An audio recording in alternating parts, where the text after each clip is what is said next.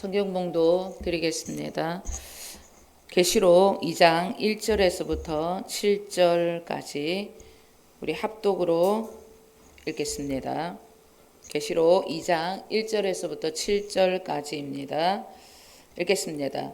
에베소 교회의 사자에게 편지하라. 오른손에 있는 7뼈를 붙잡고 7 금촛대 사이를 거니시는 이가 이르시되 내가 내 행위와 수고와 내 인내를 알고 또 악한 자들을 용납하지 아니한 것과 자칭 사도라 하되 아닌 자들을 시험하여 그의 거짓된 것을 내가 드러낸 것과 또 내가 참고 내 이름을 위하여 견디고 게으르지 아니한 것을 아노라.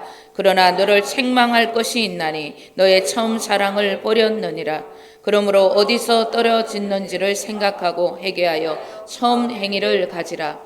만일 그리하지 아니하고 회개하지 아니하면 내가 내게 가서 내 촛대를 그 자리에서 옮기리라. 오직 내게 이것이 있으니 내가 니골라당의 행위를 미워하는도다. 나도 이것을 미워하노라. 기 있는 자는 성령이 교회들에게 하시는 말씀을 들을지어다. 이기는 그에게는 내가 하나님의 나군에 있는 생명나무의 열매를 주어 먹게 하리라. 아멘. 성경의 시작입니다. 창세기 1장 1절에서부터 성경의 마지막 요한계시록 22장 21절까지의 말씀의 주제, 모든 성경의 핵심은 오직 예수 그리스도, 그분 한 분밖에 없습니다. 1500년 동안 40여 명의 저자들이 하나님의 계시를 받아 전하고자 했던 한 가지 주제, 그것은 인류의 구원자로 오신 예수님, 예수 그리스도를 믿으라는 그 한 가지 진리밖에 없다는 것을 우리는 명심하셔야 합니다. 요한복음 5장 39절은 우리에게 이렇게 말씀하고 있습니다. 다 함께 읽겠습니다. 너희가 성경에서 영생을 얻는 줄 생각하고 성경을 연구하거니와 이 성경이 곧 내게 대하여 증언하는 것이니라. 아멘.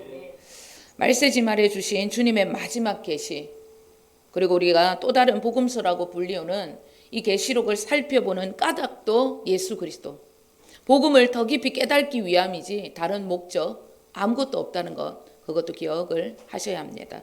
계시록 1장 1절의 시작의 말씀이 예수 그리스도의 계시라, 이렇게 말씀하고 있습니다. 이 말씀의 뜻이 뭐냐면 이 계시록의 목적은 예수 그리스도를 위한 계시일 뿐이다, 그런 뜻입니다.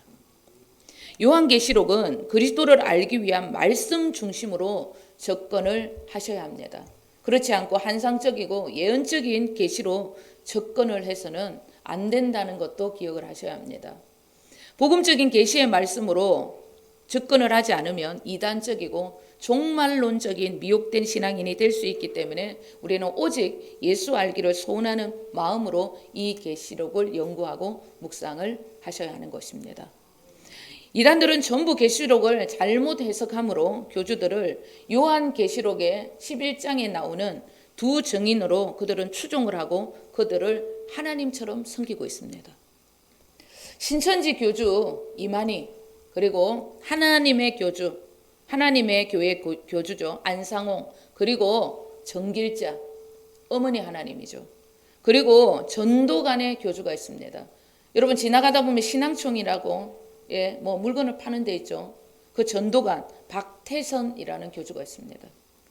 전부 그들이 주장하는 이 교주들이 두 정인으로 오신 분이라고, 그렇게 그들은 말도 안 되는 진리를 가르치고 있습니다.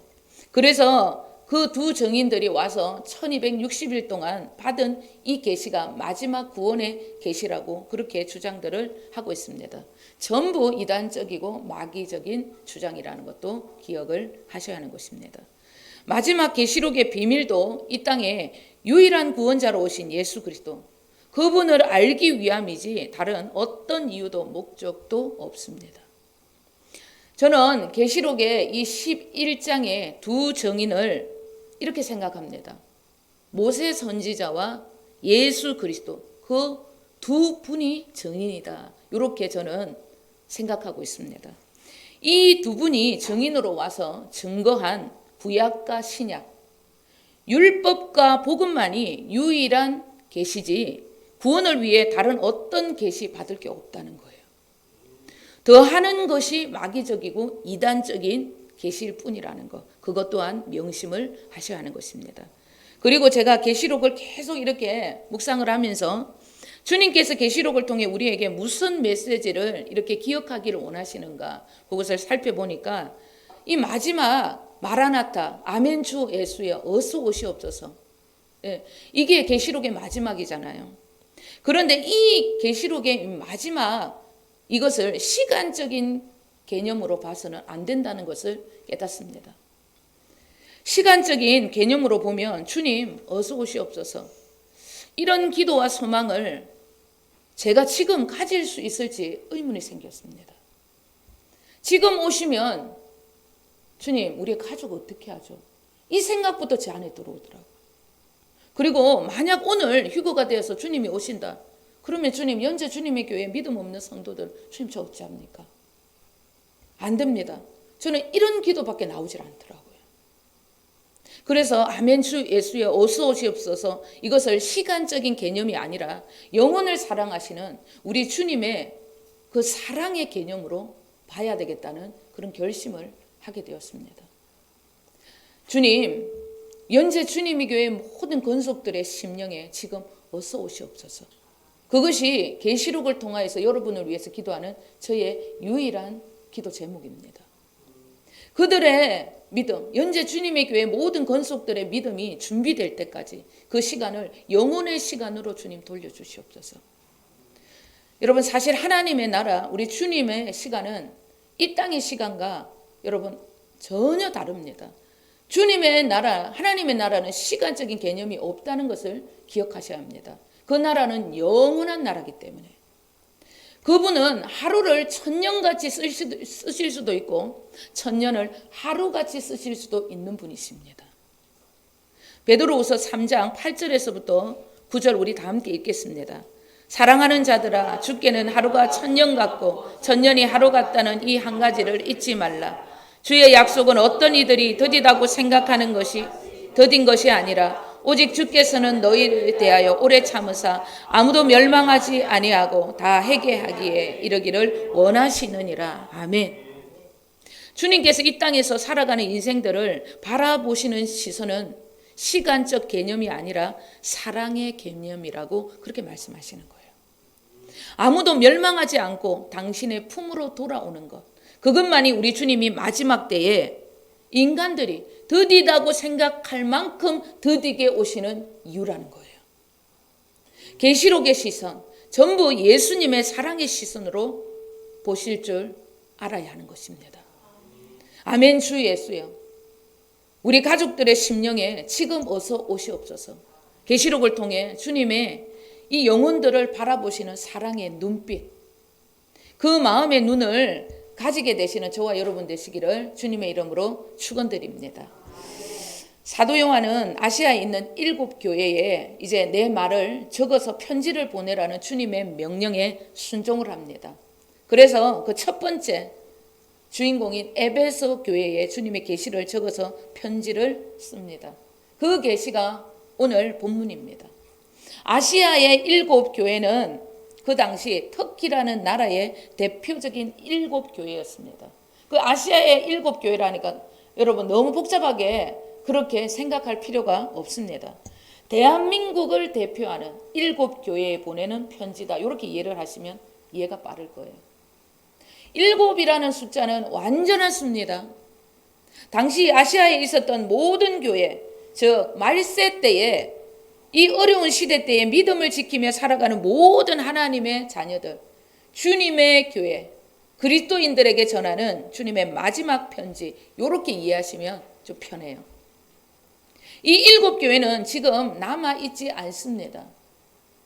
서머나 교회는 남아있는데 성지순례하는 그런 수준이지 뭐 주님께 예배드리고 하나님께 예배드리는 그런 곳은 아닙니다. 이 7교회는 2000년 전의 교회입니다. 남아있지 않는 것은 너무나 당연한 거예요. 그런데 이 본문을 통해서 신천지 이단들이 또 이상한 계시로 사람들을 미혹합니다. 기존의 교회를 하나님이 전부 버리셨다는 거예요. 없애버렸다는 거예요. 그러면서 기존의 교회를 추수밭으로 이야기를 합니다. 교회들을 없애야 하는 것이 자신들의 일인 것처럼 그렇게 교육을 받고 있습니다. 그들이 교회에 들어와서 교회를 없애는 것이 전도고 선교라고 교육을 받고 있는 것입니다. 그래서 기존 교회에 몰래 들어가서 교인들을 빼앗아가는 거예요. 양심에 끄리낌 없이. 교인들을 신천지로 빼앗아 오는 것을 그들은 전도라고 그렇게 교육을 받는 것입니다. 기존의 교회를 그들은 바벨론이라고 사단의 해라고 그렇게 가르칩니다.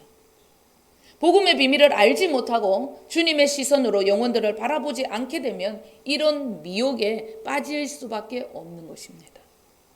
주님 알기를 더 소원하시면서 계시록을 사모하셔야 하는 것입니다.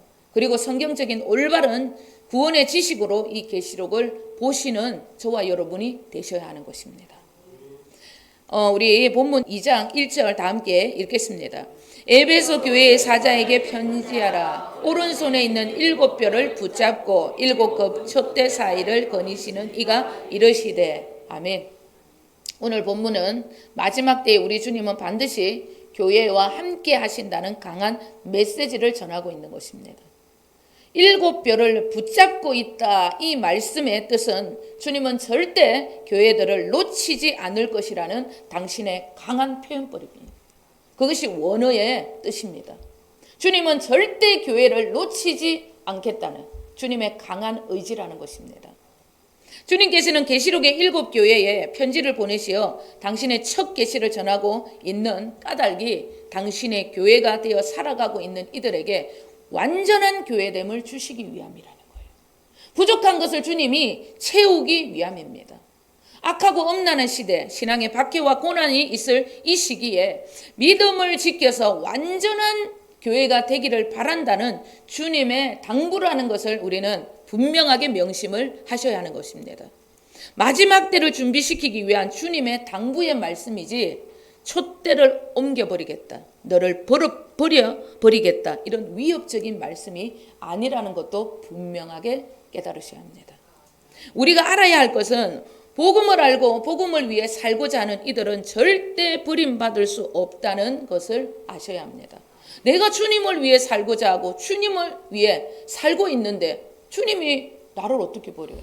절대 그런 일은 있을 수 없는 것입니다. 진짜 복음이 무엇인지 모르고 살아가니까 의심과 혼동 속에서 헤매이는 것입니다. 내가 계시록을 이렇게 묵상을 하면 할수록 너무나 두렵다. 그것은 복음을 모르기 때문입니다. 내가 믿음 안에 있다. 그리스도 그분이 내 안에 계시다는 확신이 없기 때문에 두렵고 혼란스럽고 의심이 생기는 거예요. 복음을 알지 못하기 때문에 이 땅의 삶이 다인 것처럼 생각을 하기 때문에 원망하고 불평하는 것입니다. 그 원망과 불평의 삶이 내 입술을 주장하고 있는 거예요. 주님이 내 안에 계셔서 내 인생을 전부 이끌어 주시고 내 삶을 책임져 주신다는 확신이 있는데 어떻게 원망하고 불평합니까? 그런 일이 있을 수 없어요. 어떻게 세상과 사람을 탓할 수 있겠습니까? 절대 그런 일이 있을 수 없는 것입니다. 주님께서 나를 위해 자신의 몸을 찢으시고 물과 피를 전부 쏟으시고 죽으셨다. 그리고 그 주님이 나에게 새 생명을 주시려고 다시 부활하셨다. 뿐만 아니라 이 모든 진리를 가르쳐 주시려고 나를 통해 당신의 구속사를 이루시기 위해서 지금 그분은 내 안에 생명으로 인격으로 오셨다는 이 놀라운 복음의 비밀을 모르기 때문에 원망과 불평을 하고 세상과 사람, 환경을 탓하고 있는 것입니다. 요한복음 5장에는 예루살렘 성전 양문 곁에 베데스다라는 연못이 있었습니다. 그 연못에 천사들이 가끔 내려와서 물이 움직일 때 병자들이 그 물에 들어가면 모든 병이 기적같이 치료가 되는 역사가 있었습니다. 그런데 아주 가끔씩 그런 일이 일어났다 성경은 말씀하고 있습니다. 그런데 그곳에 베데스다 연못 앞에 주님이 이제 찾아오신 거예요. 그리고 누구를 만납니다. 요한복음 5장 5절에서부터 우리 9절 다 함께 읽겠습니다. 거기 38회 된 병자가 있더라. 예수께서 그 누운 것을 보시고 병이 벌써 오래된 줄 아시고 이르시되 내가 낫고자 하느냐. 병자가 대답하여 주여 물이 움직일 때 나를 못에 넣어주는 사람이 없어 내가 가는 동안에 다른 사람이 먼저 내려가나이다. 예수께서 이르시되 일어나 내 자리를 들고 걸어가라 하시니 그 사람이 곧 나아서 자리를 들고 걸어가니라. 이날은 안식이니라. 아멘. 이 사람에게 주님께서 물으셨어요. 질문하셨어요. 네가 낫고자 하냐? 이렇게 말씀하셨어요. 그렇게 질문을 하는데 그가 말하는 것을 보세요. 자기 인생을 불평하고 원망만 늘어놓습니다. 왜 이 사람이 불평하고 원망의 소리를 하고 있는가? 예수 그리스도. 그 놀라운 복음의 비밀을 알지 못하기 때문입니다. 그 복음의 비밀이 자기 앞에 와 있는데도 누님으로서 그것을 모르기 때문에 불평하고 원망하는 것입니다. 주님께서 왜 하필이면 안식일에 물이 있는 못으로 오셔서 그를 치유하시는가? 여러분 의도적으로 그렇게 하신 거예요. 의도적으로. 여기서 말하는 물은 율법을 뜻하고 있는 거예요. 그리고 38년 동안 병이 들었던 그 병자는 율법주의자들을 뜻하는 겁니다. 인간은 율법으로 절대 구원을 받지 못한다. 자기 죄 하나, 병 하나 어떻게 하지 못하는 죄인인 그 인간이 자기를 위해서 뭘 하겠다고 노력한다고 되는 게 아니라는 거예요. 움직이려 노력해도 구원을 위해서 움직여도 제자리일 뿐이라는 거예요. 일어날 수 없다. 지금 그렇게 말씀하고 있는 어떤 일을 해도 그들은 구원을 받을 수 없다. 자기를 위해서 뭐 하나 할 수 없다. 일어나 걸을 수 없다. 그렇게 말씀하고 있는 것입니다. 그런데 그 병자 죄인 앞에 주님이 오셨잖아요. 그 복음의 비밀, 내가 너를 위해 물과 피를 전부 쏟았다. 그리고 너에게 새 생명을 주기 위해 부활했다. 안식일조차 전부 깨뜨리는 옛 언약, 율법의 시대는 이제 끝났다는 거예요. 그 복음의 비밀, 주인공이 그에게 내 자리를 들고 걸어가라. 이렇게 말씀을 하시고 그 음성을 주신 거예요. 그 음성을 듣자마자 그는 일어나서 곧장 걸어가 버립니다. 물이 변하여 포도주가 되는 기적의 모습인 거예요. 율법에서 벗어나 복음의 비밀 속으로 더 깊이 들어가게 되면 이런 기적, 저와 여러분의 것이 되는 것입니다. 요한복음의 첫 번째 기적, 요한복음 2장에 나오는 가나안의 혼인잔치 때의 기적도 이런 기적을 뜻하는 거예요. 물이, 즉 율법이 이제는 피로, 복음으로 변한다는 거예요. 그분의 죽음을 통해 복음의 비밀이 풀어지게 되는 은혜의 시대가 이제 열리는, 기적이 일어나는 시대가 너희들에게 열렸다는 거예요. 그 메시지의 선포가 요한복음의 첫 번째 기적, 물이 변하여 포도주가 되는 혼인잔치의 이야기라는 것입니다. 그것이 첫 번째 기적이다, 그렇게 말씀하고 있는 거예요. 혼인잔치, 이 결혼식의 이야기는 주님이 우리 안에 오시는, 우리를 신부로 당신의 교회로 삼으시겠다는 복음의 하이라이트, 마지막, 여러분 하이라이트입니다. 그 이야기를 담은 메시지다, 그렇게 생각하시면 돼요. 우리 안에 아직 이 율법이 있다면 속히 이 은혜로, 복음으로 여러분 변화되기를 간절히 소원하셔야 하는 거예요. 당신의 희생과 해산하는 고통으로 낳으신 교회를 우리 주님은 절대적으로 이런 교회들을 붙잡고 계시다는 거예요. 이런 교회를 완성케 하기 위하여 주님은 계시록을 주셨다는 거. 여러분 반드시 그것을 기억을 하셔야 하는 것입니다. 그 기억을 하시고 계시록의 말씀을 들으셔야 하는 거예요. 우리 다 함께 2절, 3절 함께 읽겠습니다. 내가 내 행위와 수고와 내 인내를 알고 또 악한 자들을 용납하지 아니한 것과 자칭 사도라 하되 아닌 자들을 시험하여 그의 거짓된 것을 내가 드러낸 것과 또 내가 참고 내 이름을 위하여 견디고 게으르지 아니한 것을 아노라. 아멘. 주님은 에베소 교회를 향해 칭찬의 메시지를 아주 많이 전하고 있습니다. 에베소 교회는 당시 엄청난 상업 도시로 매우 잘 사는 도시에 있었습니다. 그 부유함 속에서, 그리고 아담이 신상을 숭배하는 그런 도시에서 이런 믿음을 지켰다는 것은 대단한 것입니다. 아담의 신전은 세계에서 가장 큰 신전입니다. 그런 신전이 120군데의 에베소서에 있습니다. 지금도 여러분 관광지로 지금도 그대로 있어요. 엄청난 신전이라고 합니다. 그의 그 높이와 그 신전을 보면 압도적으로 그런 여러분 신전이라더라고요. 유명한 관광지입니다. 얼마나 대단한 도시였냐면 물 파이프를 연결을 해서 지금 우리가 목욕탕 다니고 있는 목욕문화 이 대중탕을 유행을 시켰고 1,400명인가 1,500명 정도 들어가는 경기 이 원형 경기장 운동장을 만들 만큼 그렇게 대단한 도시였습니다. 우상과 물질로 뒤섞여 있었던 그런 도시에서 그들은 행함과 수고와 인내하는 믿음을 지켰다고 지금 말씀하고 있는 거예요. 그리고 복음을 가로막는 악한 자들, 자칭 사도라고 하는 자들도 시험을 하여 분별할 줄 아는 믿음에 있어서 아주 월등하고 훌륭한 신자들이었다는 거예요. 모든 악한 것들을 시험에서 다 분별해낸다는 거예요. 그리고 행동하고 인내하고 참고 견디는 것, 완벽한 믿음을 가진 자라는 거예요. 뿐만 아니라 여러분 주님의 일이라면 어떤 것도 여러분 견뎌내고 영적인 게으름도 조금도 없었다는 거예요. 이런 믿음이 있었기 때문에 화려한 세상, 음란한 세상에서 믿음을 굳건하게 지켜낼 수 있었던 것입니다. 그런데 주님은 이들에게 부족한 것이 있다고, 제일 중요한 것을 너희들이 버렸다고 그렇게 말씀하고 있습니다. 4절, 5절 우리 다 함께 읽겠습니다. 그러나 너를 책망할 것이 있나니 너의 처음 사랑을 버렸느니라. 그러므로 어디서 떨어졌는지를 생각하고 회개하여 처음 행위를 가지라. 만일 그리하지 아니하고 회개하지 아니하면 내가 내게 가서 내 촛대를 그 자리에 옮기리라. 아멘. 여러분 그냥 모르고 지나친 것이 아니라 주님이 말씀합니다. 버렸다고 이렇게 지금 말씀하고 있는 겁니다. 그런데 주님이 여기에서 복수가 아니라 네가 이렇게 얘기를 하죠. 예, 너를 책망할 것이 있다 이렇게 얘기합니다.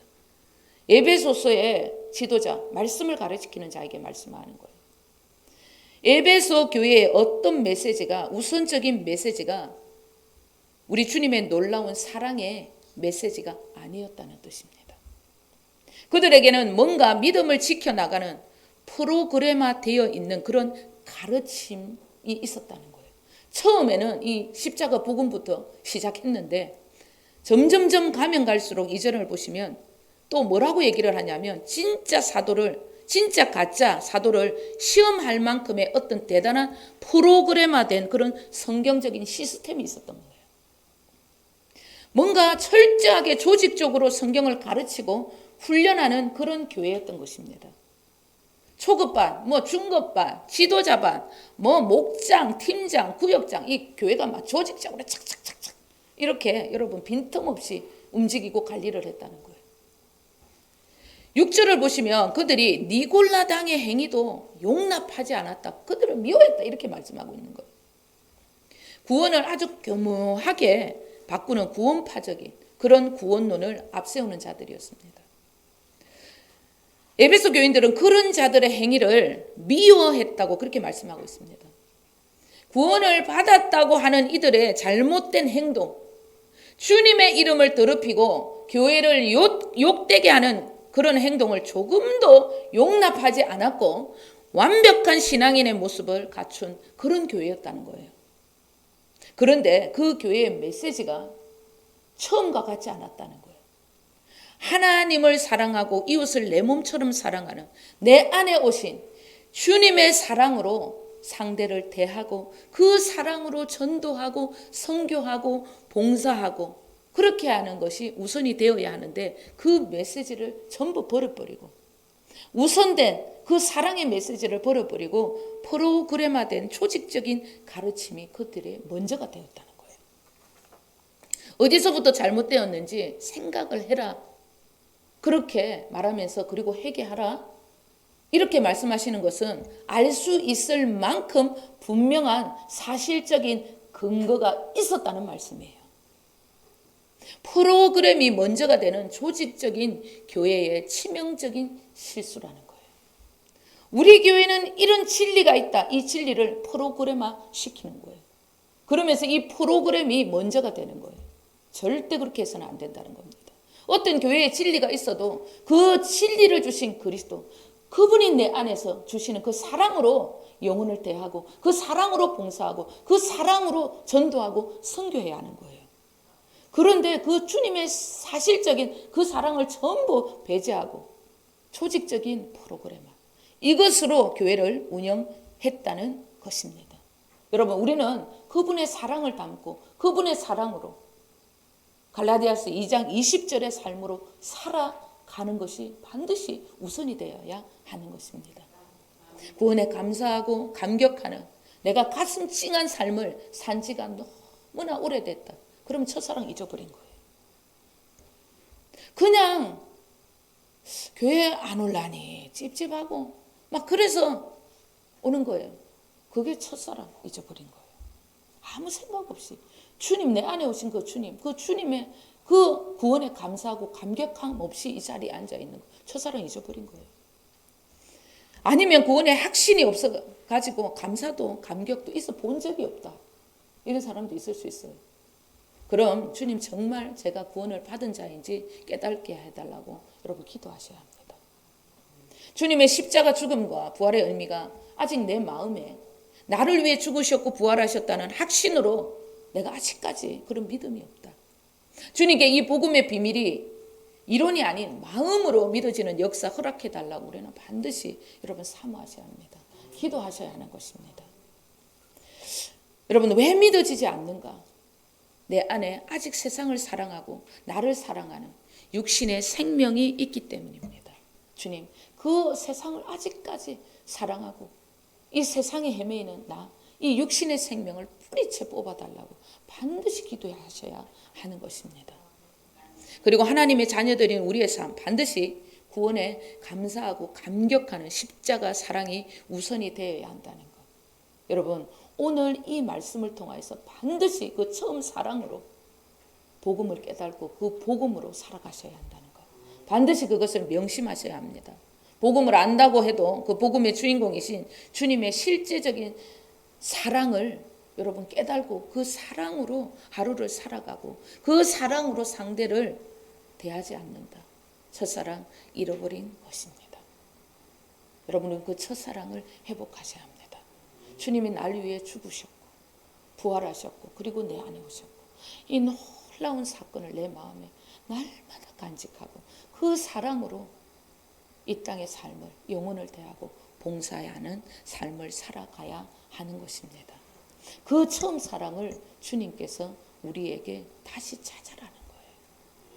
그리고 에베소 교회에 왜 그런 프로그램화된 그런 시스템이 아니라 그것도 좋지만은 그걸로 인하여서 너희들이 전부 악한 자, 이단들도 다 너희들이 분별해내고 니골라 당도 미워하고 그거 좋다 이거야. 그런데 왜 지금 너희들 안에서 내가 너희들을 사랑하는 그 사랑으로 그 영혼들을 교회를 이끌지 않느냐.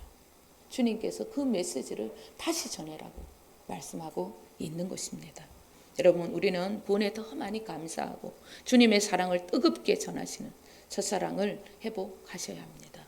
그리고 오늘 이 말씀을 통해 추석 연휴 동안 주님의 사랑으로 가족들을 더 뜨겁게 사랑하고 뜨겁게 봉사하고 주님의 사랑으로 전도하는 한 주간 되셔야 한다는 것. 그것을 여러분 기억하시고 명심하시는 한 주간 되시기를 주님의 이름으로 간절히 축원드립니다. 기도하겠습니다.